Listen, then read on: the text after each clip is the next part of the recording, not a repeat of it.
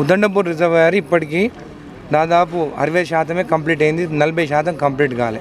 వాళ్ళు అఫీషియల్గా వాళ్ళు చెప్పేదేమో 30% అంటున్నారు కంప్లీట్. మన కవిత వచ్చి ఏం చెప్పిందామో 5% కంప్లీట్ కావాలని చెప్పి. ఉదండపూర్ రిజర్వాయర్ బంద్ అయ్యి 3 నెలలు అవుతుంది, ఇప్పటికి పనులు కూడా జరుగుతలేవు. అక్కడ R&R ప్యాకేజ్ ఇంప్లిమెంట్ చేయలేదు, ఇంకా రైతులకి వాళ్ళకి నష్టపరిహారం కూడా కట్టివ్వలేదు. మళ్ళీ ప్రాజెక్ట్ ఎక్కడి నుంచి కంప్లీట్ అయిందని మాట్లాడతారు వాళ్ళు. కేసీఆర్ గారు అప్పుడు కుర్చీ వేసుకొని అక్కడ కూర్చొని కంప్లీట్ చేస్తాను ప్రాజెక్ట్. ఆయన ఎంపీగా నిలబడ్డప్పుడు గెలిపించారు ఇక్కడ. దాని తర్వాత సీఎం అయిన తర్వాత నేను కూర్చొని ఇక్కడ కంప్లీట్ చేస్తా అంటే 9.5 సంవత్సరాల నుండి కంప్లీట్ కాలేదు.